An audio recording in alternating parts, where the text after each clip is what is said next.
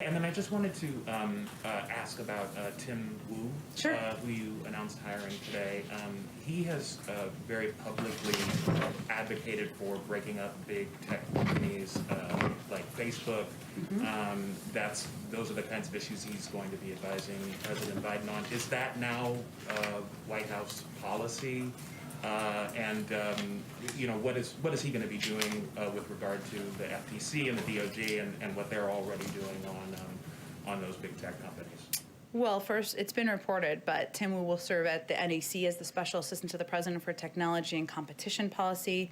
He was recently a professor at Columbia University Law School. He previously served as Senior Enforcement Counsel to the New York Attorney General and as a Senior Advisor at the FTC. He brings, as you noted, in some way, different words, but a wealth of knowledge and experience about technology and competition policy that will help ensure President Biden's economic agenda supports working families, strengthens the middle class, and protects consumers.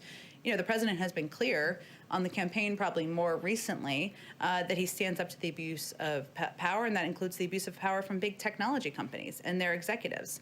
And Tim will help advance the president's agenda, which includes addressing the economic and social challenges posed by the growing power of tech platforms, promoting competition and addressing monopoly and market power issues, expanding access to broadband for low-income and rural communities across the country.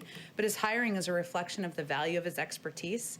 If the administration policy was determined by every person that was hired, we would have 400 different policies in each issues. The president welcomes expertise, he welcomes experience, and Tim Wu certainly brings that in droves. Okay, because Biden has never publicly talked about breaking up big tech companies. So I just wanted to clarify: is that the policy of this White House? We don't have new policy to announce here, Trevor, just that the president believes, as he's talked about before, that it's important to promote competition and address monopoly and market power issues. But we don't have new policy to announce. We're 6 weeks into an administration, but certainly we welcome the expertise of individuals like Tim Wu. I have a question about vaccine diplomacy.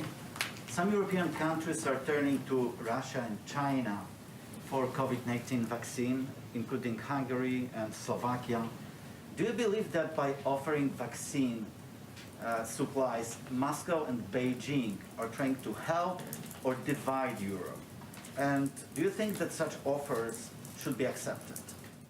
Well, we'll leave that to individual European countries to determine, but I would say that we are concerned about the use or the attempted use of vaccines as a means of diplomacy by Russia and China. We, of course, support doing that through an international coordinating body like COVAX, which I know is not applicable to every country.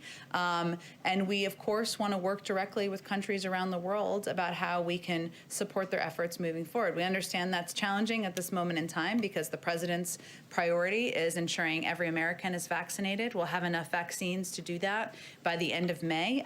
Then there's, of course, a distribution process after that. But that remains our priority here, but we look forward to remaining engaged through proper international coordinating bodies and directly with a number of these countries. May I follow up?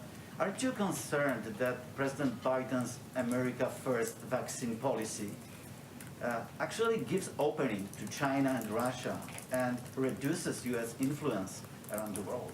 Well, I would first say that we work with European countries and partners, Asian countries and partners in South America on a range of priorities and issues, whether it's security, whether it's addressing the threat of climate, whether it is economic partnership and relationships, and we'll continue to do that. We also have conversations about access to access to vaccines, and we'll continue to do that as well. That's something that comes up in a number of these diplomatic conversations.